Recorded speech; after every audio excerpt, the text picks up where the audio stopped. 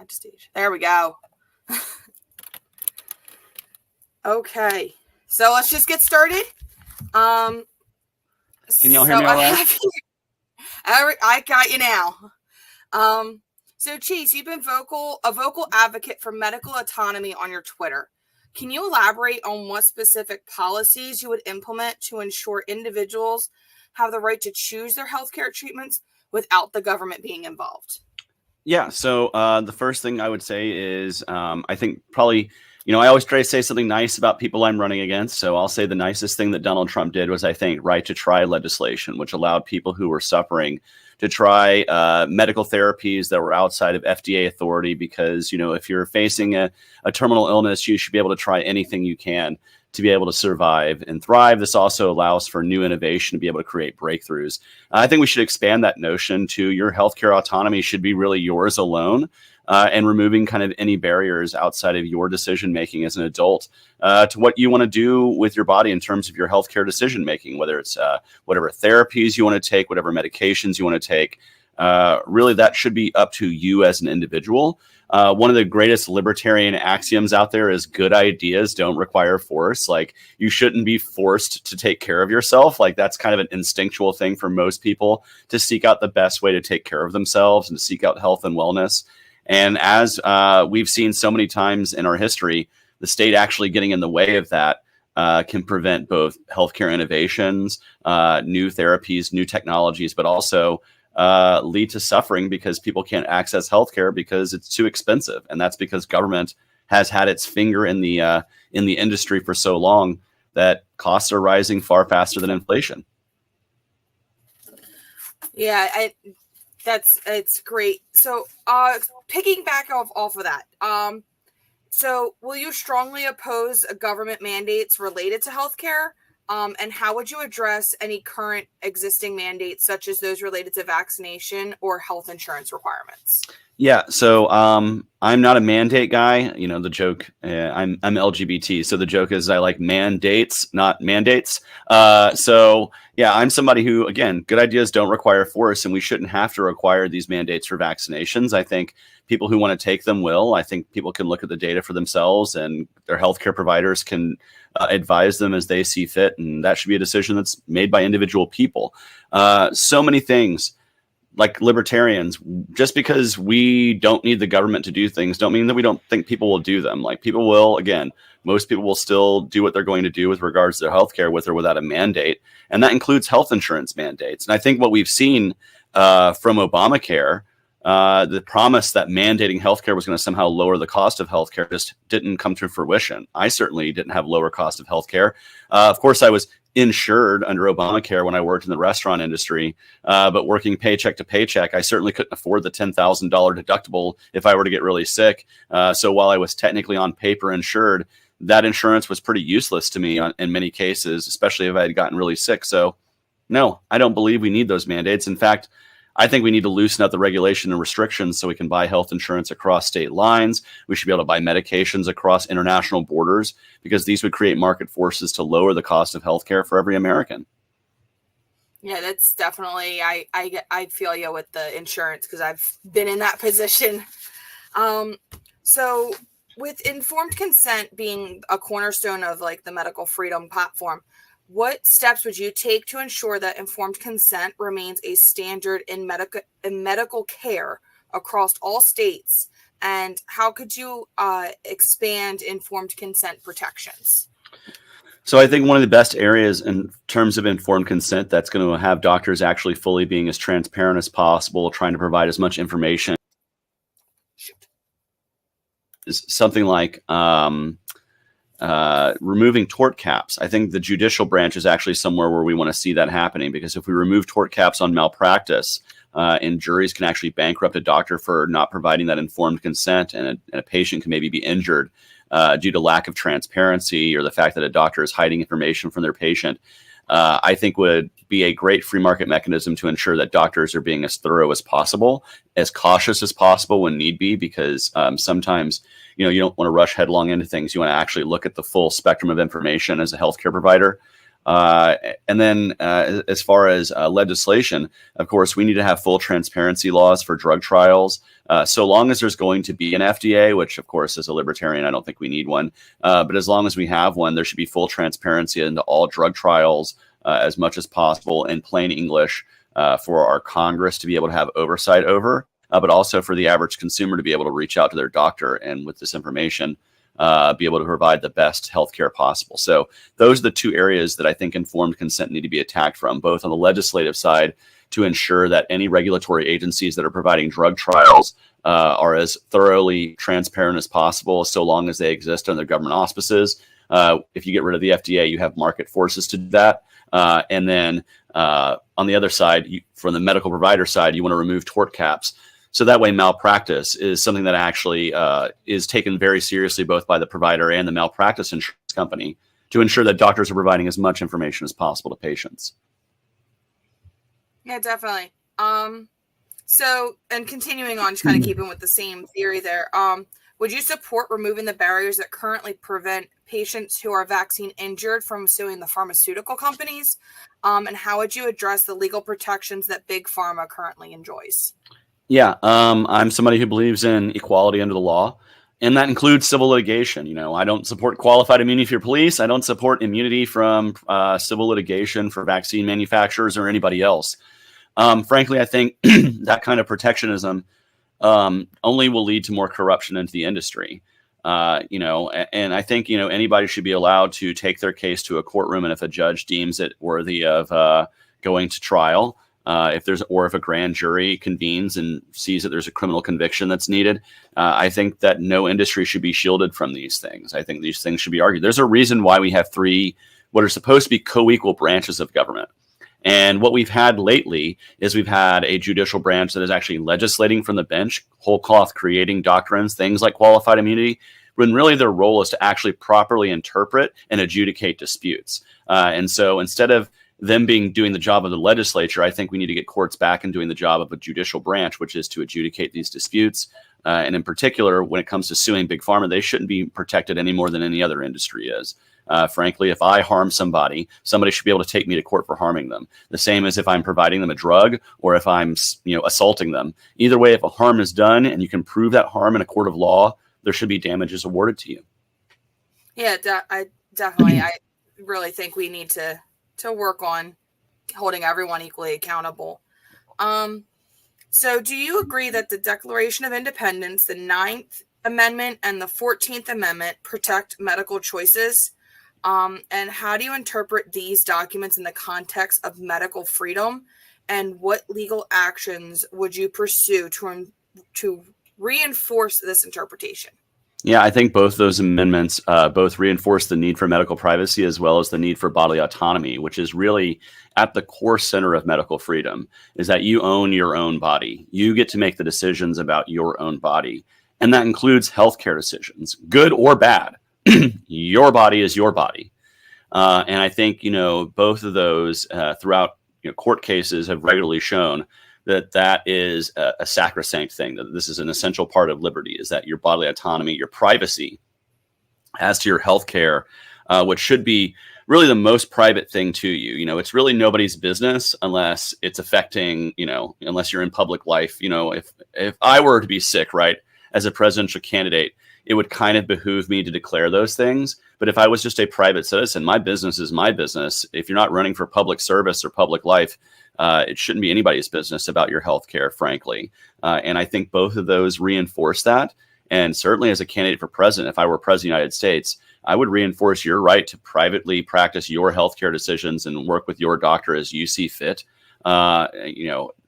I can think of no other right that is more essential than the right to own your own body and the decision making that's involved with that, and being able to do that without the scrutiny of other people. To me, that is kind of essentially to the core of liberty. Yeah. So I know earlier in our conversation, like, you've criticized the FDA and stuff.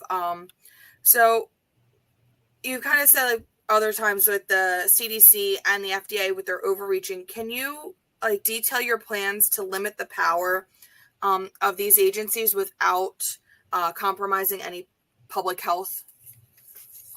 Yeah. So, I, for instance, would like to get rid of the FDA and CDC completely. I'll use the FDA as the example here of like, why don't we need an FDA?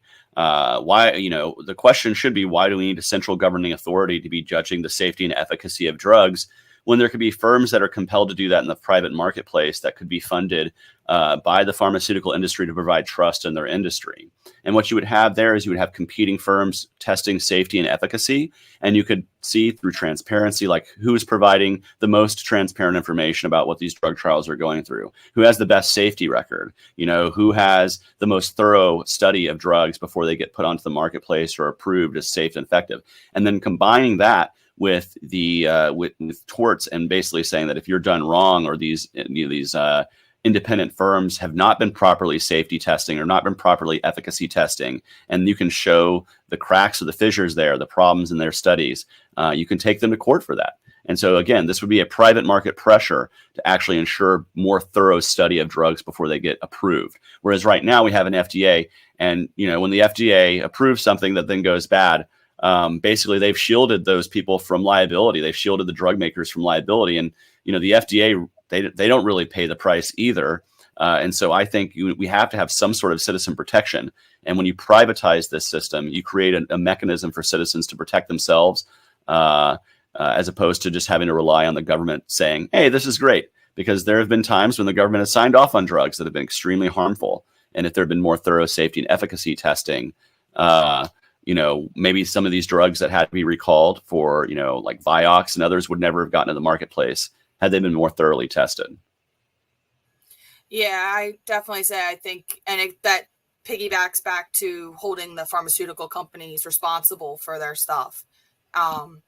So the Medical Freedom Caucus advocates for a 28th Amendment to the Constitution, and this explicitly protects medical freedom.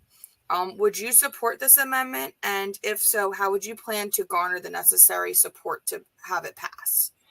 No, I would support this amendment, but I also have to be realistic in recognizing that the chances of being able to pass any constitutional amendment these days, with how partisan and hyperpolarized everything is, would be a challenge. Because if you seek to get Republican support for a constitutional amendment, immediately by reflex, every Democrat would be against it, and vice versa. And so the first thing we have to do is create the conditions to get a constitutional amendment passed, and that involves electing people in the third-party and independent movement across the country. It involves building the framework to actually have that support that we would need on the ground in state legislatures, because you do need 3/4 of state legislatures. And so the way you start building the ability to pass constitutional amendments, once again, which we have not done in quite a while, and frankly, there's probably several things we could pass that would further secure people's liberty and tie the government's hands, which is what we need in a lot of cases. But to do that, we have to create the conditions on the ground to get those passed, and that involves us growing the third-party and independent movement. But absolutely, I would support that. But it starts with creating those conditions. So what would I do to move towards being able to pass that? Starting to support third-party and independent voices and races all across the country. What I'm doing is the Libertarian candidate for president, coincidentally. But also, you want to start reaching out to those in the two major parties that might be able to side with you. Certainly, there are people who side with medical freedom in both the Republican and also in their own way in the Democratic Party, because there's the pro-choice movement in the Democratic Party. And if you remind people who are pro-choice that they also need to be pro-medical choice, that this is also centered to bodily autonomy, you can actually probably win over a lot of people who are currently fighting for their reproductive freedom, right? But you have to remind them that with that freedom and that bodily autonomy also comes the autonomy from drugs and from big pharma and from the ability of the government to decide what you can and can't put in your body. Yeah, definitely. You gotta get everybody involved with everything. So now, kind of you touched a little bit with pulling in that like pro-choice and bodily autonomy. You have emphasized throughout the whole time of your campaign the importance of bodily autonomy. How would you address situations where some professionals cite public health concerns as as this might conflict with individual rights, such as like stuff during the pandemic? Yeah, so I understand people might be wanting to take a public health look at things like from the broad spectrum, but you can't use that to determine people's individual choices. And so a healthcare provider saying, well, this is good for public health, if they can't argue why it's good for your health, To me, that's kind of the more important thing that an individual healthcare provider should be discussing with you as a patient. And what we've seen, by the way, is many of the decisions that were made by the so-called public health experts in the wake of the pandemic were extremely harmful, namely the lockdowns, where we saw tens of thousands of businesses go away that never returned again. We saw hundreds of thousands of businesses adversely affected, and they're still trying to recover from that in the marketplace. And then we saw so many people, have to say goodbye to their loved ones through plate glass or through plastic screens instead of being able to hold their hands of their loved ones. Like, those kinds of things did not actually work, were not shown to truly be in the public's best interest. And so I'm a skeptic for much of the public health experts. Who I trust to help me make decisions on an individual basis is a doctor that I trust. And I would hope that they would be viewing it through the individual lens, not through the collective health lens, for what's good for me. Now, that being said, I don't want to restrict doctors from being able to advise patients, but I would say, as an individual American, I would advise you as a consumer to really be thinking about, is your doctor thinking about you, or is your doctor just taking the advice from on high and just, top downing it to you? Or are they tailored making the discussion that they're having with you on a one-on-one basis based on your personal healthcare history and your personal needs? If it's the former, find a new doctor. If it's the latter, hold on to them very close, because that's a good doctor and that's one you want to keep supporting. Yeah, you definitely want to kind of do your shopping when you pick in a doctor of who really has your best interest at heart. Again, keeping with some of the mandates and stuff, do you believe that mandates and forced vaccinations violate individual rights? And how would you balance this stance with the need to protect public health in scenarios where vaccination rates are deemed critical by some professionals? So, again, I'm not going to be a fan of mandating or requiring things. In fact, I think that violates the liberty of your bodily autonomy. But again, good ideas don't require force. Like, if there's a disease like that is killing a lot of people, most people, and there's some sort of vaccine that shows some sort of risk to mitigate against that, just without government coercion, a lot of people are going to do that. Like, that's the problem. It's not the fact that medical technology is available. It's the fact that the government is coercing you to take that technology, which loses public trust, which creates skepticism. If there was no government forcing these things on us, most people would still be doing it. If they found that their healthcare professional is advising it, if they see data that shows that it helps. You don't need force to do those things. The only time you need force to force things on people is if something is kind of not fully effective, or something that people don't trust and they're being forced to do it. Like, that is a problem with trust in our public institutions, but also and that's been eroded for my entire adult life. Certainly, trust in public institutions have been eroded when we've been lied into wars, when we've been lied to about the purposes of legislation, when we've been lied to by our leaders and our public officials. And so this furthers that erode in trust when they're mandating this behavior of us, as opposed to saying, this is available, talk to your doctor, make the decision for yourself, as opposed to saying, you must do this. And I think we saw that most insidiously with the OSHA requirements of any employer with over 100 employees requiring vaccine mandates. I, of course, opposed that, and the courts eventually did too once the case made its way through. And using bodily autonomy, that's what they cited as part of the reason why they opposed this OSHA mandate. Yeah, definitely. I think we've developed I think everyone in the communities and in public has developed an oppositional defiance level on some things where you're telling me to do it. And no, even though you could present everything beautifully, but you're telling me I have to do this is a big force. And a lot of people are like, no. Yeah, a lot of people are naturally skeptical of those kinds of things. And it's because they've seen what happens when government forces things on people in the past. I mean, just in our own history, we've had forced internment. We've had the Tuskegee experimentation happening and being forced on the population there in terms of public health things. We've had all kinds of force that have been applied to populations in our past, forced reservations for Native American populations. We've had so many examples of government force being used against entire groups of people collectively in ways that are stains upon our nation. And the way you stop having that happen is you stop having government have the authority to put that force upon people in the way that they have in the past. Yeah. Now, what specific measures would would you take to ensure that individuals have unrestricted access to alternative treatments? And how would you address the potential for misuse or misinformation when it comes to alternative medicines? So as far as alternative medications, of course, being somebody who doesn't want to mandate things, I'm also not going to mandate that health insurance companies provide alternative healthcare. But I do think that should be a mechanism in the marketplace. That should be something that healthcare providers are saying, hey, in addition to traditional healthcare, we'll also provide you alternative or holistic medication coverage. That should be a tool that's allowed in a free marketplace. Certainly, if in a more open health insurance marketplace, that might be an attractive benefit that people might see and want to join in their health insurance pool. This is also why, by the way, I think we need to separate our health insurance from our employer, because that has our employer choosing our healthcare provider for us, and it also locks us into our job.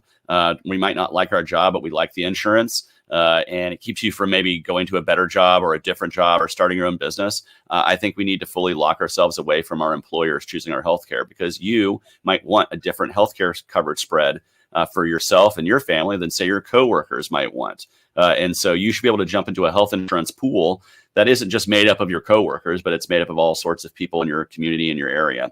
And so, but getting back to why I don't want these things forced on people, it is because it erodes that trust. So for me, I am somebody who is not seeing the value and the force of government being applied to public health so much, because it erodes so much trust. So, of course. So we kind of touched on this a little bit and stuff. We agreed to promote a free market healthcare system. And can you just kind of give us what this would look like under an Oliver administration? And how would you address issues like affordability and accessibility? And we did touch on this a little bit. I just want to kind of make sure we fully cover it. So just rounding out to it, there's definite things we can do to lower the cost of healthcare. Again, being able to buy health insurance across state lines, being able to buy medications across national boundaries, and then, of course, supporting healthcare models to compete with the traditional insurance model. Namely, I think the best rise in the marketplace is direct primary care healthcare, DPC healthcare. If people aren't familiar with that, that's where you pay a monthly rate to a doctor's office, who then provides you direct care. And if there's any cost out of pocket, it comes from you directly, as opposed to processing insurance paperwork and having co-pays and all this stuff. And what you see for millions of Americans is this is actually a much more affordable model than the traditional health insurance model that might have a high deductible that's really unaffordable for that person.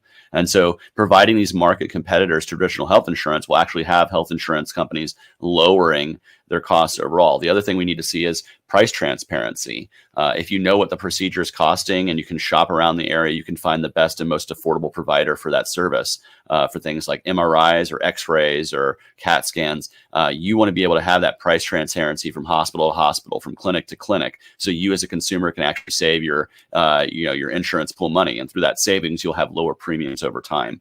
This is, of course, part of increased transparency in the marketplace. Something that Gary Johnson, for instance, championed when he was running for office, that we still don't have now 8 years later, with two different presidents, one named Trump and one named Biden. So if you're looking for them to provide that to you, sadly, we're going to be waiting a long time. But, I think that makes a lot of sense, that you should know the cost, because if you do, you can be a more informed consumer, just like we do with anything else. You can see the price on the shelf. It's not that way with healthcare, though. And that has led to the rise in cost. And of course, the more government gets involved, just like any other industry, the faster it rises beyond inflation. Just look at both healthcare and education for a perfect symbol of that. Yeah. So just to keep everything moving, would you support banning vaccine databases altogether? For instance, states like New York and Pennsylvania currently have a government controlled vaccine database. And what's your perspective on this issue? I don't think you need to have a government database for that. I think in a world you can have, vaccination status being part of your health profile that's known to your healthcare provider, but doesn't necessarily need to be known to the state. And then you can provide that information if needed, or if there's some sort of need for the state to have that information through a warranted process, through due process. That's where that belongs. But really, I don't support registries of anything, similar to gun registries. I don't think you should have a vaccine registry either. But I do think that information can be provided to you and held for you by those who are providing vaccinations, namely private healthcare providers. And so, no, I don't find there's a need for having a state database, especially when that data is already going to be kept by, your health insurance company, your doctor's office. We shouldn't have to have some sort of registry from the state. Yeah. And then just continuing picking back off of that. Now, would you argue against discrimination based on vaccination status? And how would you enforce anti-discrimination measures in various sectors such as employment, with medical professionals and education professionals? Because I know, coming from the healthcare sector, there's a lot of places that part of their hard stops on employment are you need to be vaccinated. Yeah. So I think the mechanisms for that enforcement is in the free marketplace, because I do believe in free association and property rights. But I think what we need to understand here is that if you're a firm that is denying people employment on the basis of vaccination status, you're going to lose good employees one way or the other. If you're a firm that says, I will only take non-vaccinated employees, for instance, you're going to lose a lot of good vaccinated employees. If you're a firm that says, I will only take vaccinated employees, you're going to lose out on good unvaccinated employees. And so I have to be true to my libertarian principles and let businesses do stupid things. I do. And that does require freedom is not perfect, and freedom is not something that makes everyone protected all the time. Freedom is, does require that we support those property rights. Now, I can personally say that I think it's a stupid decision. I can personally say that if I were running a business, would never run a business that way. But I do believe we have to, just the same as we allow a gas station to say no shirt, no shoes, no service to come in my building. We have to allow property owners to maintain that right. And it sucks. And it's horrible because people may lose jobs. But the beauty of the free market is that when is that if one firm is losing their resources based on that, another firm can pick them up and basically provide better, a better outcome. But that's the truth. I understand why that would make some people upset, but it's similar to any other property right. And as part of medical freedom, we have to allow businesses and those who own those businesses to make stupid decisions with regard to medicine, so long as it's not being forced by the monopoly of force of government, as long as it's not the government saying you have to do this, because that's wrong regardless. It would be wrong if the government said you're not allowed to bring vaccinated people into your building, just as wrong as it would say if the government says you're only allowed to bring vaccinated people into your building. You have to decide for yourself. And if you're going to lose good talent because you're depending on vaccine status as to whether somebody is going to be able to provide good health care, I think that's wrong. And I think what we saw in the height of the pandemic, when we saw good nurses being fired because they didn't want to take a vaccine that they weren't fully sure of, and then they lost their job when weeks earlier, before there was a vaccine, they were being hailed as heroes. And there were people outside every night banging their pots and their pans to signify their love for the healthcare provider. Well, where was the love when they wanted to make that decision for themselves? I think that's something that government policy can't necessarily fix if we're speaking from the freedom perspective. But culturally, we need to look at what was going on there and why did that occur, and why did so quickly the powers that be determine that those truck drivers and those rail workers and those healthcare providers and those restaurant workers and those people who were still providing jobs and work, delivery drivers, they were heroes until they weren't. And that's really something to be concerned about. Mm-hmm. Definitely. I've seen the 1 week coming from being you're a hero to the next week, I can't stand you. So I know firsthand how that all felt. Now, continuing on the Medical Freedom Caucus, we've linked food freedom to medical freedom. What policies would you implement to protect the rights of individuals, such as Amos Miller in Pennsylvania? I'm not sure if you're familiar with his position with growing and selling their own food without government intervention. Yeah, I think you should be able to, there shouldn't be really a lot of market intervention in the selling of food. And, one of the things I want to get rid of is the government picking winners and losers as to what farmers can grow. The agricultural department, through subsidies and through kind of that coercion, kind of forces farmers to grow what the government wants them to grow. I also am opposed to things like I support the right of GMOs and other organizations to make foods, but they need to be properly labeled so that people know what they're buying. I do think that transparency in the marketplace is needed, because you as a provider, if you're selling genetically modified food, it should be known to people so that way they can make the best determinations in the marketplace. I also think we need to get rid of the practice of, one of the reasons why I want to get rid of the ag department picking winners and losers for what people grow is they end up growing huge swaths of one crop, namely corn and wheat and soybeans, when they should really be diversifying their crop, which is actually healthier for the soil and better for the marketplace. I'll end with this. You should be able to buy raw milk. You should be able to buy eggs right off the farm. You should be able to grow your own produce and sell it as you want to. Like, you should be, as a farmer, be able to, slaughter and process meat and be able to sell that. Recognizing, though, that if someone is harmed by your product, you're no longer, you're not shielded from liability from that. And in fact, again, that would behoove you to probably be as clean as possible. And if you're not, you're going to get shut down as a farm. So again, utilize the judicial branch for what it's for. But Penn Jillette said it best. We pay money, taxpayer money, to subsidize corn, and then we grow the corn, and we have too much corn, and so we turn it into corn syrup, and then we put corn syrup in everything, and then it's making everybody fat. And then the Democrats are like, why don't we tax the sugary sodas? Well, why don't we just not subsidize the effing corn to begin with that makes the corn syrup artificially cheap, so they put it in all the foods? Like, this is dumb. We subsidize the corn, and then we tax the corn on the other end. Why don't we just not do either and let the marketplace determine what farmers need to grow? And then lastly, I just want to throw this out there. People who are scared about shining farms, foreign-owned farmland is 3% of the farmland in this country. And of that 3%, only 1% of it is owned by China. China is the 10th largest foreign entity that owns farmland. The Dutch own more farmland in this country than the Chinese. So if we're worried about, we're going to go to war over farmland, we're going to go to war over with the Dutch. Yeah, no, I have basically, it's informed consent for our food and a free market for everything. I definitely have it in healthcare. We should have it in our whole lives with stuff. Now, again, just kind of quelling some of these questions.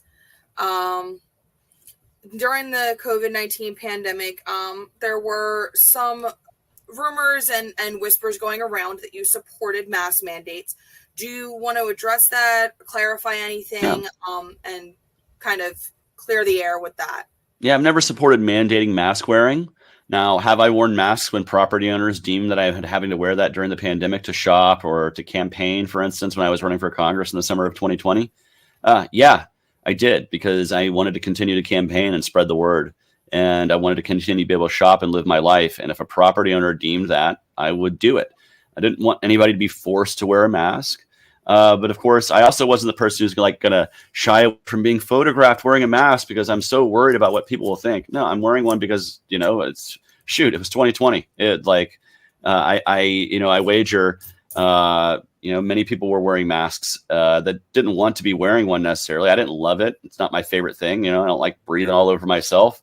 But that's what I did at the time, because that's, what I, A, was obeying property owners' requests, but B, at the time, I thought maybe, hey, this maybe helps, and anything that might help my immunocompromised family, let's go for it. And later on, we realized, much of that was much to do about nothing. But the fact is it's not hurting anybody for me to have been wearing a mask at any time, especially since I was never, ever, ever supporting that the government mandate that behavior on anybody. Do what you want to do. And I think it's also ridiculous now that we have legislation in some localities wanting to outlaw the ability to wear a mask in public. Frankly, what that does is that gives way for computer recognition, like cameras, to be able to start identifying our faces. And I think it's actually kind of based to confuse those cameras, those AI cameras, as much as possible. So, do what you want to do. Wear a mask, don't wear a mask. It's up to you. And then we've also seen, culturally, people have been wearing masks in Asia during allergy season for years because it just keeps some of the pollen from getting in their nose. And to me, if you want to wear one, that's up to you. It's not going to hurt me. And the government, of course, shouldn't mandate the behavior, just like I don't want them mandating any behavior that I do. F the government. It's not their determination to make. Yeah, definitely. I had times I wore masks because I have things I need to do. And if this is something that keeps people from like leave me alone. I get to do what I need to do, and it doesn't hurt. It doesn't hurt you any more than it just annoys me. Like, because I normally wear glasses, so a mask and glasses, I can't see anything. Like, Yeah, fogs right up. Right away. Yeah. So I'm like, I was miserable. I was miserable the whole time, and I work in an ER, so it's definitely was a nightmare with glasses and mask, and it was. Yeah, see, for me, one of the things that people criticize is that I had a tweet because I found a little chain that you can put around the mask so that way you don't have to like shove it in your pocket, which I found to be really gross. Like, that's just kind of gross. And so I was like, yeah, I have this thing now. I can take it down. I can be mask free when I need to, but when I got to walk into a store that requires it, pop it right on. And people were like, oh my God, he's so pro mask. I'm just pro like glasses chain because it was a glasses chain that I had repurposed. I'm pro ease for me.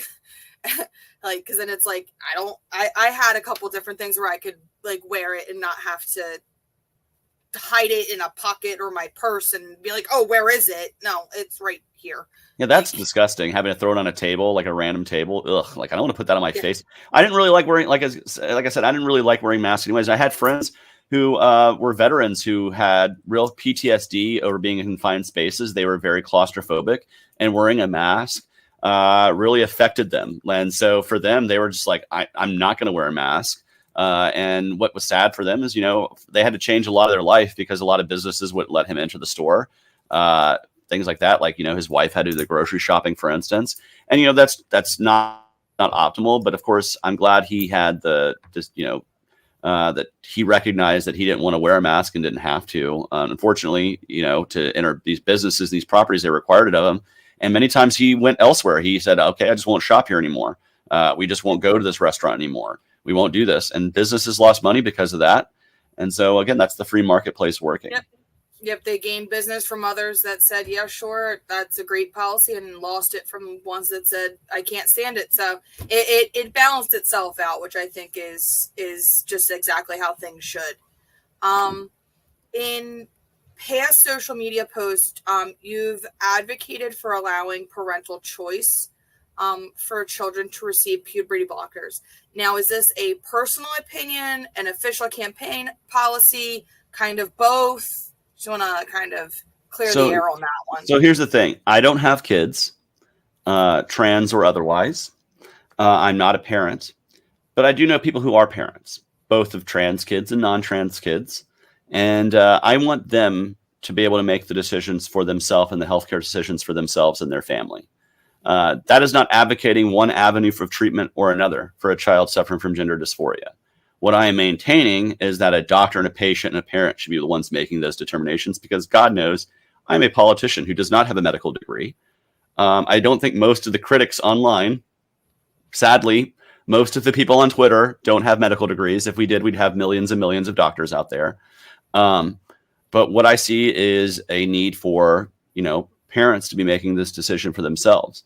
If my nephews and nieces were going through this, I would want my brother and his wife to make that decision, not some bureaucrat, because I know that my brother and his wife, my sister-in-law, have unconditional love for their kids. And that's really where the auspices of this belongs. I think that parents should be in charge of this decision. And that speaks to everything regarding medical treatment beyond surgery, which should be for over the age of 18.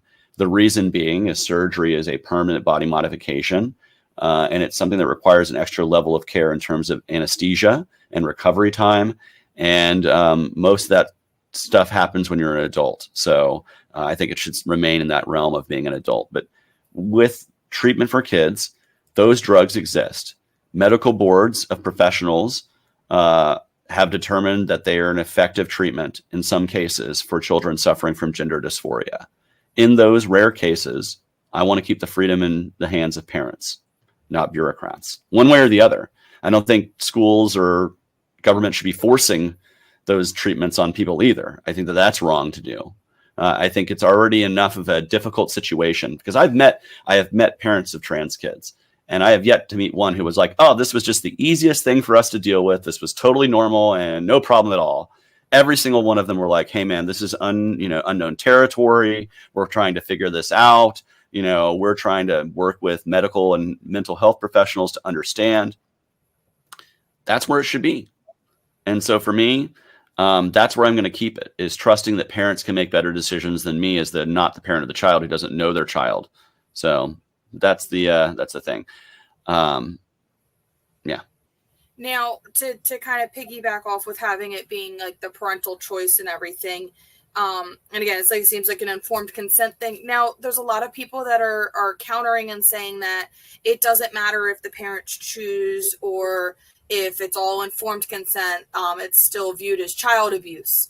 What's your take on the people that say that they think it's child abuse, no matter if it's informed and educated and a group decision and everything? Yeah. So as of right now, that would be an opinion. That would not be a fact. And if you want to take that to court and you want to be able to prove in front of a jury, in front of a judge, that this is actually child abuse, that's where that realm exists. And in fact, that's where the realm of all child abuse exists.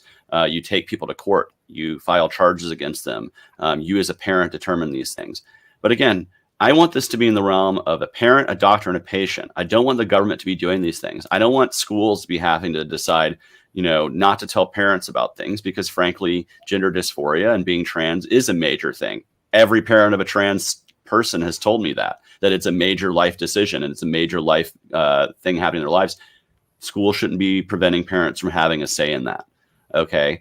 When it comes to parents having disagreements upon the treatment schedule for their child, that needs to be adjudicated in a court of law or through a neutral arbitrator that exists.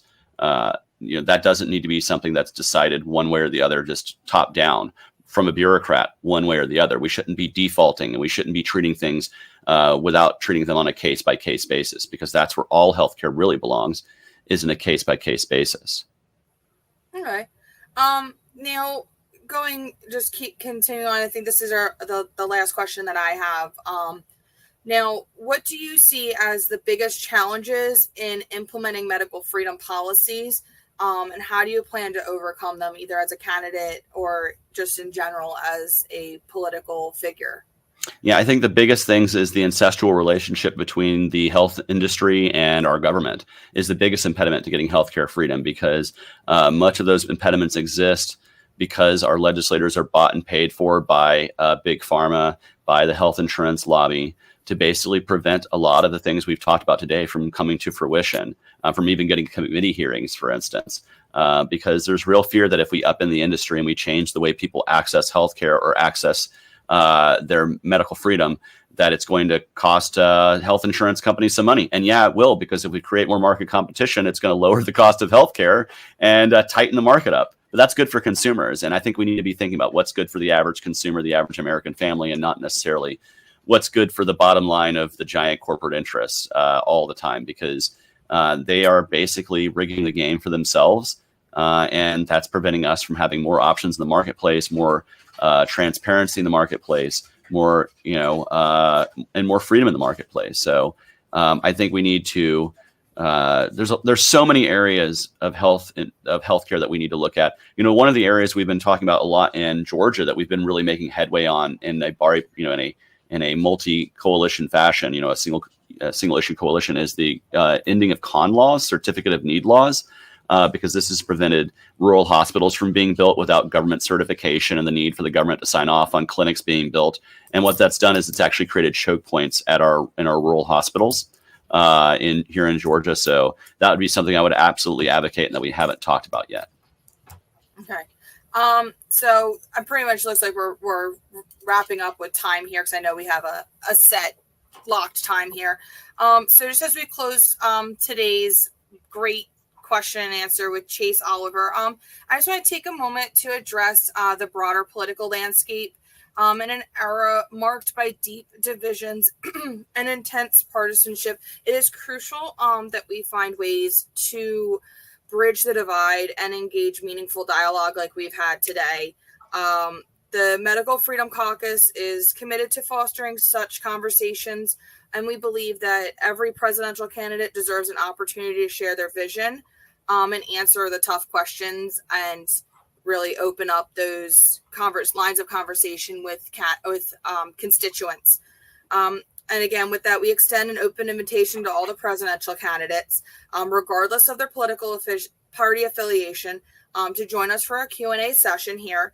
Our aim is to provide a platform where candidates can articulate their policies, discuss their plans for the future, and address the critical issues facing our nation. We are dedicated to asking the tough questions, no matter to our audience, particularly those related to medical freedom, individual rights, and personal liberty.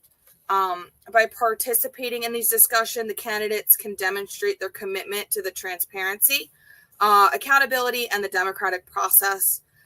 It is tough to be so open and honest in dialogues, and we want to make sure that we can understand each other and work towards solutions that benefit all the Americans. To the presidential candidates like Chase, we encourage you to accept our invitation and join us for a Q&A session with the Medical Freedom Caucus. Together, let's bridge the divide and move towards a more united, informed, and empowered electorate. And I want to thank Chase for coming on here and pretty much kind of let you wrap up here, Chase. Tell our listeners and stuff how they can reach the campaign, get involved, learn more about your policies and your platform. Yeah. So if I could just round up the conversation, I think to put it in a nutshell is when government gets involved in an industry, it often makes it worse nearly every time. And the healthcare and medical industry is no different. So F the state, support freedom of all people to decide their own healthcare for themselves and their own families. But if you want to check out the campaign, you can go to votechaseoliver.com. That is our website where you can find media links, our platform, lots of great information and stuff to check out. You can join us on our mailing list. You become a volunteer and join our team. You can become a donor supporter there as well. We would welcome that support.